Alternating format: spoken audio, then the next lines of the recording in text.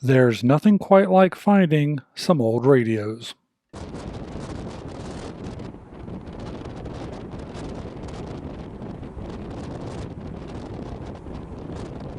So this is the first of two radios we're going to take a look at.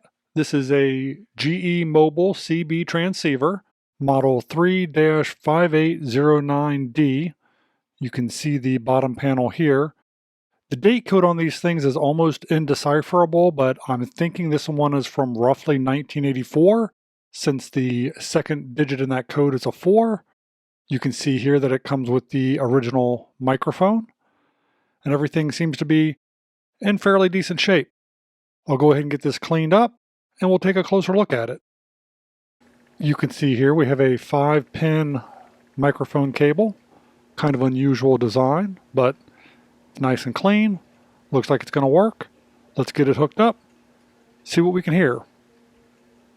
Hooked up on the benchtop power supply. Turn the radio on. You can see it defaults to channel 9. It's got a rocker switch here for channel changing. All the little LEDs seem to work fairly well. And we can cycle through every channel and speed up if we just hold it to one side or the other. So far everything's looking pretty good.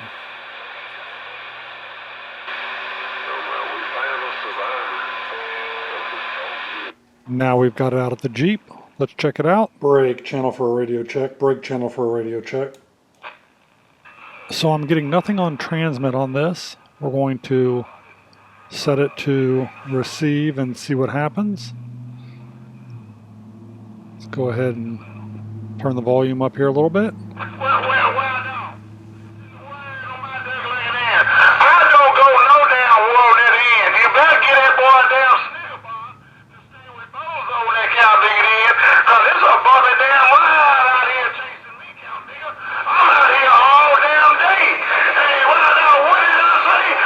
It's nice to know you can always count on the Super Bowl channel to test your reception on your radio.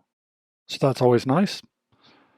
Let's go ahead and change the channel here to something else. See if we can get anything.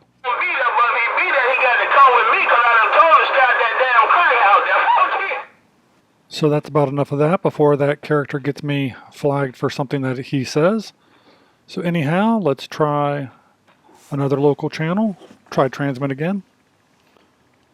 Brake channel for a radio check. Brake channel for a radio check. So that's nothing on the east-west channel. Let's try north and south. Brake channel for a radio check. Brake channel for a radio check.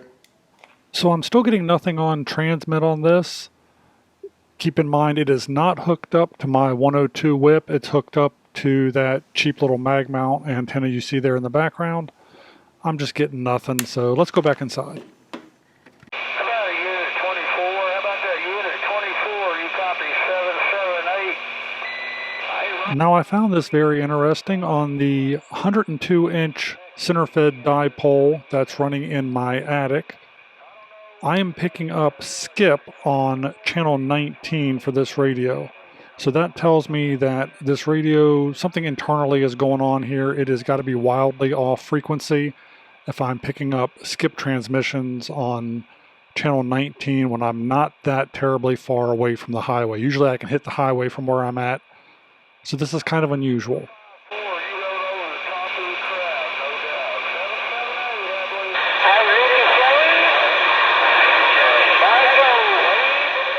And now, out of nowhere, I am suddenly picking up local trucker traffic on channel 19. Again, highly unusual. Still not having any luck on the transmit on that center-fed dipole in the attic. So, I guess it kind of is what it is.